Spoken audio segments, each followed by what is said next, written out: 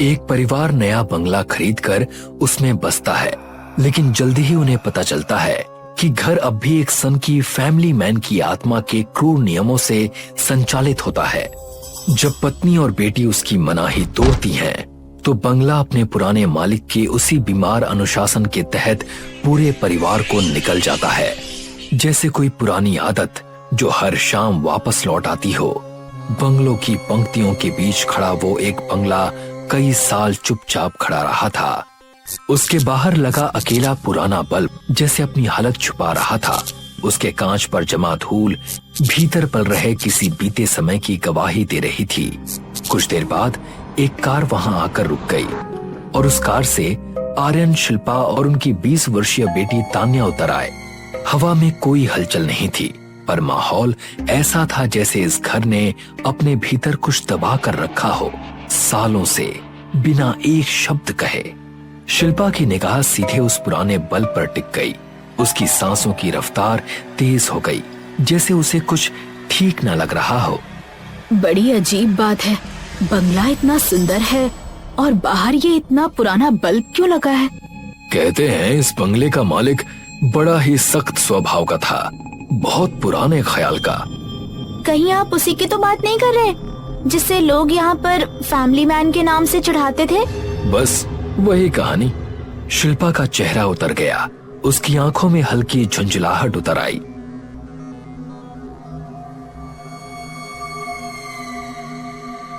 अंदर कदम रखते ही शिल्पा चौंक पड़ी।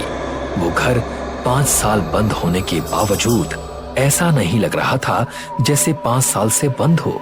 लकड़ी पर हल्की धूल के निशान तक मौजूद नहीं थे, जैसे किसी ने यहाँ चीजों को छेड़ने नहीं दिया हो। हर वस्तु अपनी पुरानी जगह पर थी, जैसे किसी अदृश्य आदत की पकड़ अभी तक टूटी ही ना हो। पापा, मैं ऊपर का हिस्सा देख कर आती हूँ। तान्या सीढ़ियों की ओर चली जाती है। ये बंगला कब से बंद है? करीब 2 साल से।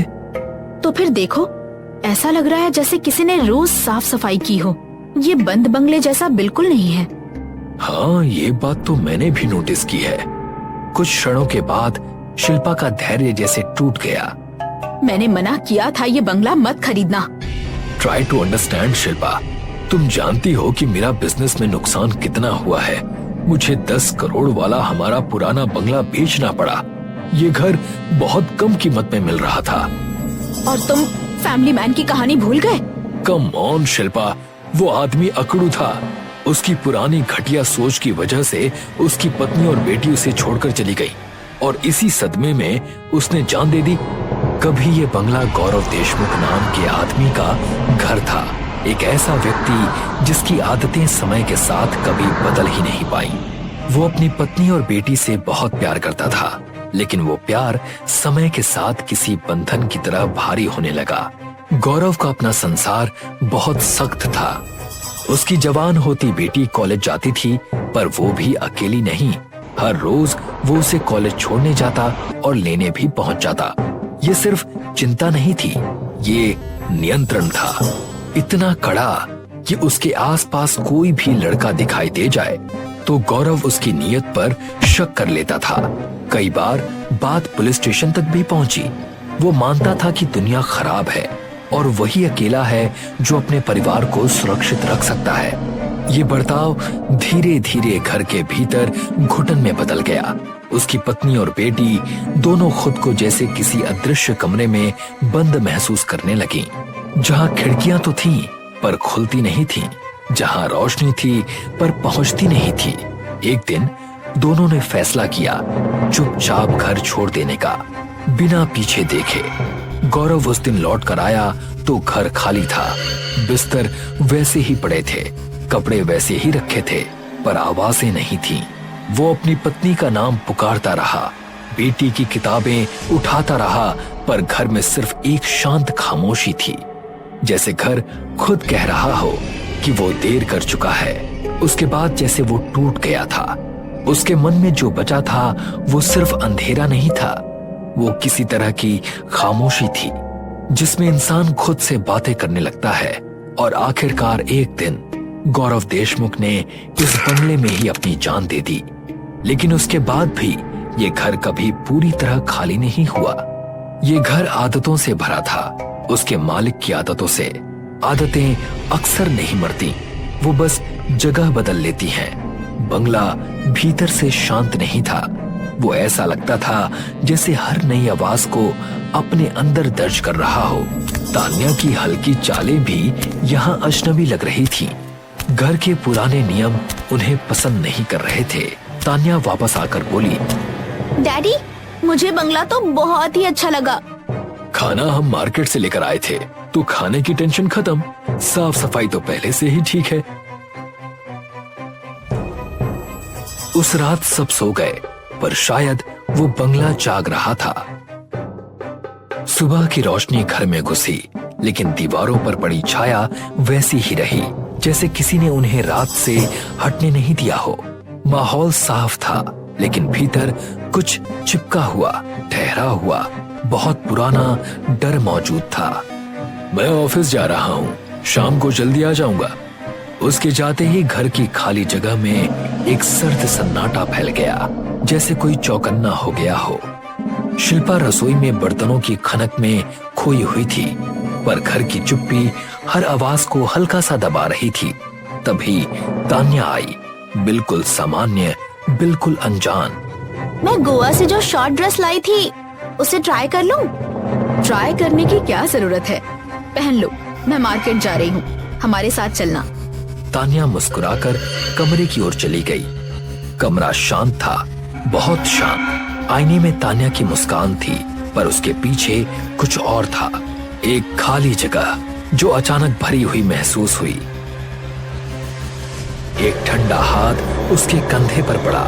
तान्या मुड़ी और उसके सामने खड़ा था वो, जिसका चेहरा ऐसे फूला हुआ था जैसे फांसी पर लटका शरीर। आंखें बाहर निकली हुई, होठों और पलकों पर सूखा खून, और निगाहों में सिर्फ नफरत। कौन हो तुम? तुम्हारी जैसी सोच वाली लड़कियों ने समाज को बेकार कर रखा है। उसका हाथ तान्या के गले पर चला गया, बेहद सख्त, बेहद ठंडा। तान्या की उंगलियां उसकी पकड़ को हटाने की कोशिश करती रहीं।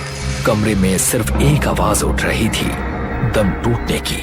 कुछ ही पलों बाद उसका शरीर ढीला पड़ गया।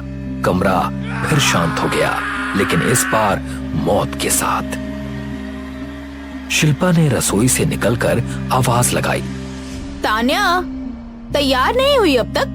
हमें मार्केट जाना है। ऊपर से कोई कदमों की आवाज आई, धीमी, भारी, और ऐसी जैसे किसी का शरीर अपने ही वजन से टूट रहा हो। शिल्पा ने ऊपर देखा, और जो दिखा उसने उसकी सांस रोक दी। वही आदमी उसके सामने खड़ा था। कौन हो तुम? ये बंगला मेरा परिवार है, यहाँ मेरे नियम चलते हैं। मेरे परिवार की लड़कियां शॉर्ट ड्रेस नहीं पहनती, और घर की औरतें मार्केट नहीं जाती। ये काम मर्दों का है, औरतों का नहीं। उसने शिल्पा की गर्दन पकड़ ली। उसकी पकड़ इंसानी नहीं थी, जैसे किसी नेह या नफरत का फंदा हो। शिल्पा किसी तरह छूटकर ऊपर भागी, और जो उसने देखा उससे उसके अंदर का खून जम गया। तान्या मरी पड़ी थी, उसका चेहरा डर के आखिरी रूप में जमा हुआ था। उसकी आंखों में बची हुई रोशनी भी जैसे किसी ने बुझा दी थी। शिल्पा चीख भी नहीं पाई, उसका गला जम चुका था। वो भागती हुई तीसरे कमरे तक पहुंच गई। कमरे में अंधेरा था, लेकिन छत से लटका शरीर साफ दिख रहा था। फंदे पर झूल रहा गौरव देशमुख। उसकी गर्दन तिरछी, चेहरा नीला, आंखें आधी खुली, जैसे मौत को अब भी घूर रही हो। अचानक एक टूटती हुई औरत की आवाज उसके कानों से टकराई। जितनी जल्दी भाग सकती हो भाग जाओ। कौन हो तुम? जिस आदमी ने तुम्हारी बेटी को मारा, मैं उसकी पत्नी हूँ।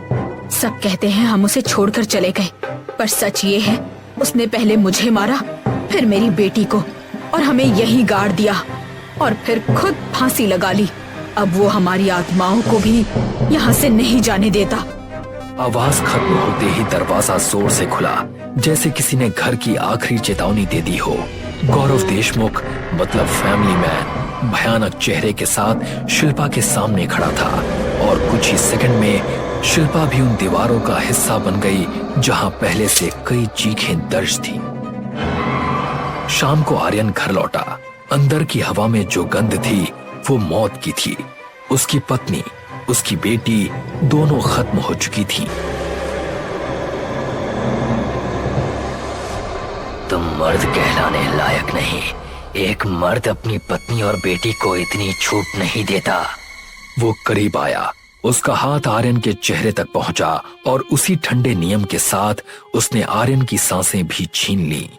बंगला फिर शांत हो गया, जैसे कुछ हुआ ही ना हो। दरवाजा अपने आप बंद हो गया। बाहर का पुराना बल्ब फिर टिमटिमाने लगा, जैसे घर मुस्कुरा रहा हो।